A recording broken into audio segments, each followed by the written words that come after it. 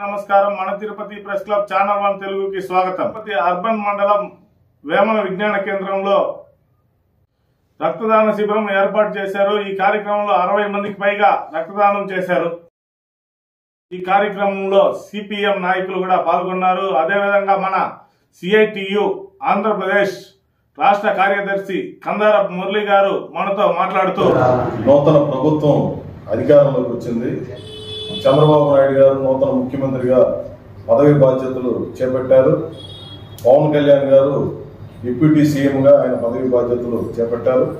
మొత్తం 25 మంది వరకు మంత్రివర్గంతో ఏర్పాటైంది. ఈ మంత్రివర్గం ఏర్పాటు 3 పార్టీల కూటమిగా ఈ ప్రభుత్వం ఏర్పాటైనటువంటి నేపథ్యంలో ప్రజలకి చాలా పెద్ద ఎత్తున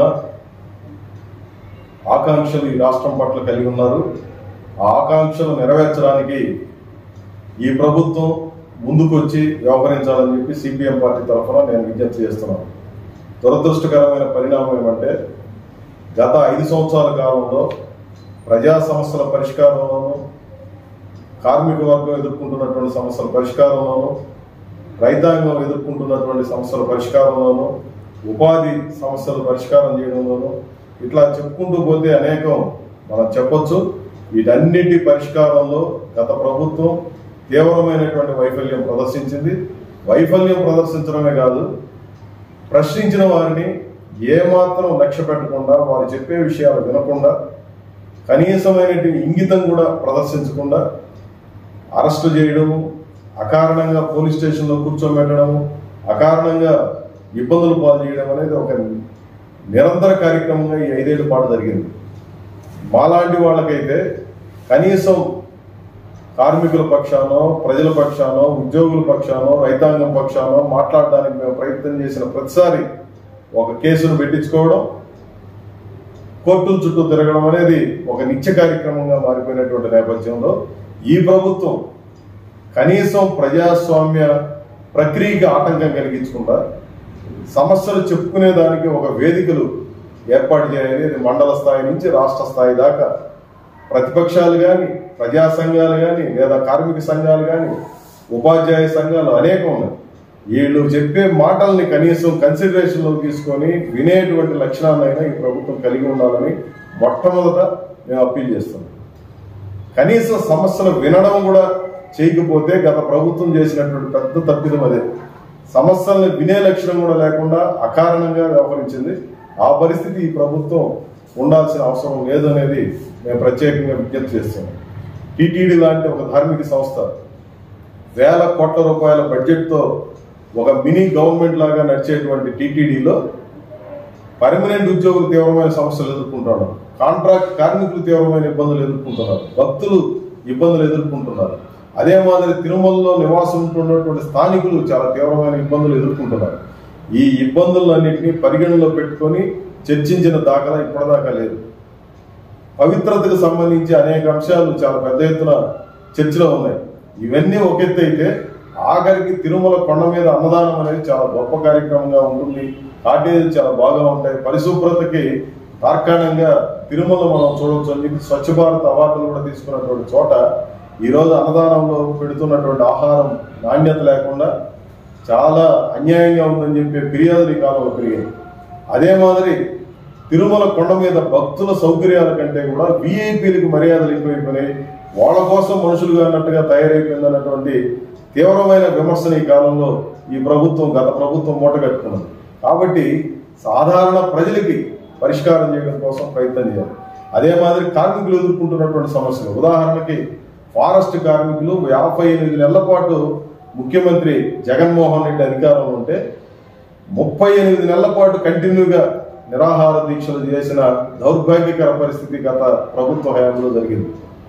ఒక చిన్న సమస్య, న్యాయమైనటువంటి సమస్య పరిష్కారం కోసం కూడా 38 నెలల పాటు విధుల్లో ఉండి పోరాటాలు చేయాల్సి వచ్చిందంటే పరిస్థితి ఏ రకంగా ఉందో మనకు అర్థమవుతుంది. జూనియర్లను పర్మనెంట్ చేసి సీనియర్లను విధులు పాలు చేసినటువంటి గత వైఖరికి భిన్నంగా ఈరోజు తెలుగుదేశం ప్రభుత్వం లేదా ఈ కూటమి ప్రభుత్వం వ్యవహరించాలని చెప్పి నేను ప్రత్యేకంగా విజ్ఞప్తి చేస్తున్నాను. కార్మిక వర్గం తీవ్రమైనటువంటి సమస్యలు ఎదుర్కొంటున్నటువంటి నేపథ్యంలో అకారణంగా తొలగించడం కానీ, ఇబ్బందులు పెట్టడం కానీ లాంటి చర్యలకు పూనుకోకుండా కార్మిక వర్గానికి ఉద్యోగులకు తోడ్పడాలని, సమస్యల మీద ఎవడన్నా మాట్లాడితే సస్పెండ్ కూడా చేసేసినటువంటి కాలాన్ని మనం గమనించాం. అట్లాంటి వాటిని కూడా పూర్తిగా నిరోధించాలని మేము విజ్ఞప్తి చేస్తున్నాం. అదే మాదిరి అంగన్వాడీలు 42 రోజుల పాటు పెద్ద ఎత్తున పోరాటం చేశారు. పోరాటం తర్వాత వాళ్ళకి ఏ రకంగానూ మెరుగుదల రాలేదు. జూన్ నెల నుంచి మేము జీతాలు పెంచుతామని చెప్పి గత ప్రభుత్వం ప్రకటించింది. జూన్ అయిపోతా ఉంది. జూలై నుంచి అయినా వాళ్ళకి నూతనంగా ఎన్నికైనటువంటి ప్రభుత్వం వేతనాలు పెంచాలని చెప్పి మేము ప్రత్యేకంగా విజ్ఞప్తి చేస్తున్నాం. వాళ్ళ పోరాటం న్యాయమైనటువంటి పోరాటం. తెలుగుదేశం పార్టీ, జనసేన నాయకులు పెద్ద సంఖ్యలో వాళ్ళ పోరాటాల దగ్గరకు వచ్చి సంఘీభావం ప్రకటించిన నేపథ్యంలో ఆ సంఘీభావం మాటలు కాదు, ఆచరణలో మేము వేతనాలు కూడా పెంచుతామని చెప్పి నిరూపించుకోవాల్సినటువంటి బాధ్యత ఈ ప్రభుత్వం మీద 100కి 100 పాళ్ళు ఉందని చెప్పి నేను భావిస్తున్నాను. అదే మాదిరి దేశంలో 4000 కిలోమీటర్ల ప్రాంతం తీర ప్రాంతం ఉంటే ఒక్క మన రాష్ట్రంలోనే 1000 కిలోమీటర్ల మేర తీర ప్రాంతం ఉంది. ఈ తీర ప్రాంతం వెంబడి అనేక పరిశ్రమలు రావాల్సిన అవసరం ఉంది. ఉపాధి పెరగడానికి తోడ్పడే ప్రాంతంగా ఇది ఉంది. దీన్ని దృష్టిలో పెట్టుకుని ఈ తీర ప్రాంతాన్ని అదానీలకి, అంబానీలకి అప్పచెప్పకుండా దీని మీద ఉపాధి పెరగడానికి అవసరమైనటువంటి పద్ధతుల్లో కార్యాచరణ చేపట్టాలని చెప్పి నేను విజ్ఞప్తి చేస్తున్నాను. అదే మాదిరి రోడ్లు చాలా బాగలేవు, మంచినీటి సమస్య ఉంది, రైతాంగం తీవ్రమైన ఇబ్బందులు ఎదుర్కొంటున్నారు. వీటన్నిటిని కూడా పరిష్కరించడానికి, స్థానిక సంస్థల భాగస్వామ్యం పెంచడానికి, ప్రజానుకూలమైనటువంటి పరిపాలన అందించాలని చెప్పి నేను కోరుతున్నాను.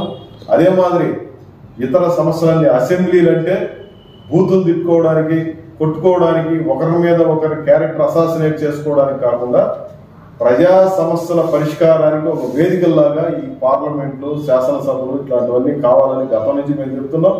గతంలో దానికి పూర్తి విరుద్ధమైన పద్ధతులు నడిచింది కాబట్టి ఈ కూటమి నాయకత్వంలోనైనా అసెంబ్లీని నిజంగా ఒక దేవాలయం లాగా మార్చడానికి అవసరమైనటువంటి పద్ధతులు అనుసరించాలని చెప్పి నేను రిక్వెస్ట్ చేస్తున్నాను. ఇట్లాంటి చెప్పాలంటే చాలా నెంబర్ ఆఫ్ ఇష్యూస్ ఉన్నాయి కాబట్టి మౌలికమైనటువంటి సమస్యలు ఇవి. నిన్న మెగా డిఎస్సి మీద చంద్రబాబు నాయుడు గారు సంతకం పెట్టారు. ఇంకొన్ని ఫైళ్ల పరిష్కారానికి సంతకాలు పెట్టి సంతోషం. సంక్షేమంతో పాటు ఈ రాష్ట్రాభివృద్ధి కూడా చాలా కీలకమైంది. దీన్ని ఏమాత్రం విస్మరించకుండా ఈ నూతన ప్రభుత్వం ఆలోచించి నిర్ణయాలు చేయాలని నేను ప్రత్యేకంగా వాళ్ళందరికీ విజ్ఞప్తి చేస్తున్నాను.